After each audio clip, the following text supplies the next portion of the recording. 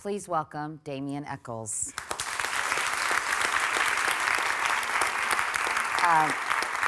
I know you, Damien, you just released your second book, and we're going to be talking about that in a moment. But to catch up with you and how you're doing, it's been 3 years since you were released from prison. Yes. And what has your life been like for the last 3 years? It's odd, you know, whenever you get out of prison, people think you're just going to be excited and happy that you're out. And you are, but at the same time, there's a lot of shock and trauma and everything else that goes along with that. I had been in solitary confinement for almost 10 years before I was released. You know, the last time I had seen a computer was, I believe, 1986 or 1988. And back then it was basically a glorified typewriter for rich people. It wasn't connected to the internet or anything. I'd never used a cell phone or an ATM card or any of that. So it was a major adjustment. Huge, and I'm still adjusting. Many people say that you and Jesse and Jason became targets of the police, or by the police. You were targeted. Why do you think that was the case? Why do you think they rushed to judgment, if you will? We came from a very hardcore, fundamentalist, right-wing Bible Belt town, where anyone who didn't fit in with, you know, the local ideology or political climate or anything else was or even appearance, right? Exactly. The way I dressed, the music I listened to, the books I read. You know, as evidence at the trial, they actually introduced things like Stephen King novels. They said that was proof that I was satanic.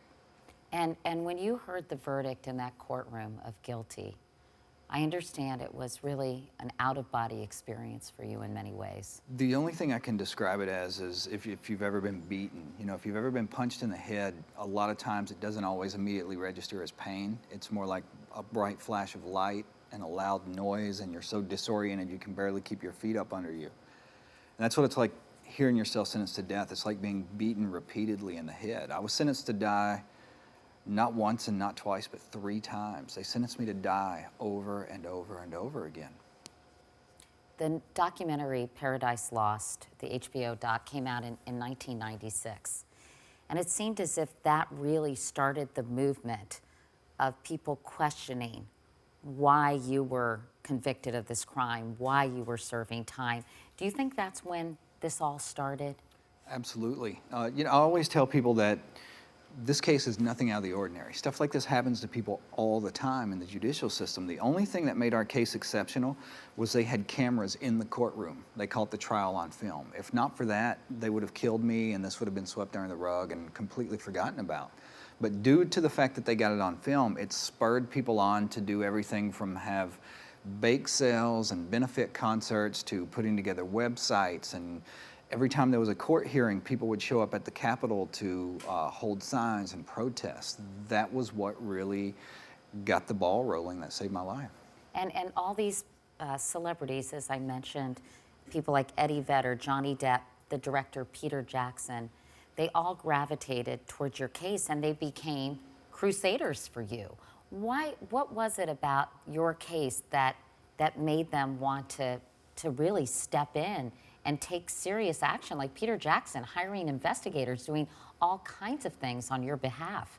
I think it was a couple of different things. One with people like Eddie Vedder and Johnny Depp. You know, not only did they come to our aid in the case, but over the years, they became as close as biological family to us. And they've always said what it was with them was the fact that whenever they first saw me, they first saw the film footage, they realized if it would have been them in that same place at that same time, that they would have been the targets. They would have been the outcasts. For Peter, it's more the fact that Peter hates bullies. He can't stand bullies. And he saw someone with no ability to defend themselves being picked on by the state, and he wanted to even the playing field. I know that in your case, something called the Alford plea was used as a way to really get you out of prison. Yes. Can you explain what that is and why it was used? It's really rare, bizarre, and nonsensical. What an Alford plea means is you're accepting a guilty plea and maintaining your innocence at the same time. The reason it exists is so that it sort of brings closure to a case and it prevents the state from being held responsible for what they've done. They don't have to compensate you in any sort of way or ever admit that they made a mistake. You know, people ask me, did I have a hard time accepting that, coming to terms with it? taking that plea? And the answer is no, because I'd been in prison for almost 20 years. I was losing my eyesight. My health was degenerating rapidly. On death row, there's almost no such thing as medical care and dental care. They're not going to spend a lot of time and money and energy taking care of someone they plan on killing.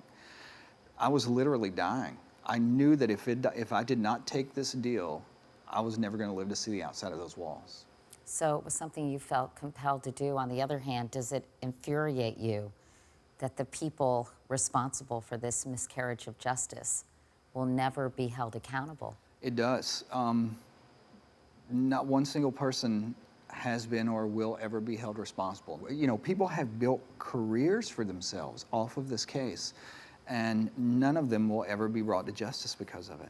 Do you think that the authorities will ever find out who really killed those 3 boys? I think what will have to happen, the people that are in office, the people that hold those positions right now, those people will either have to retire or move on, and new people that don't have a vested interest in keeping it covered up will have to come into these positions.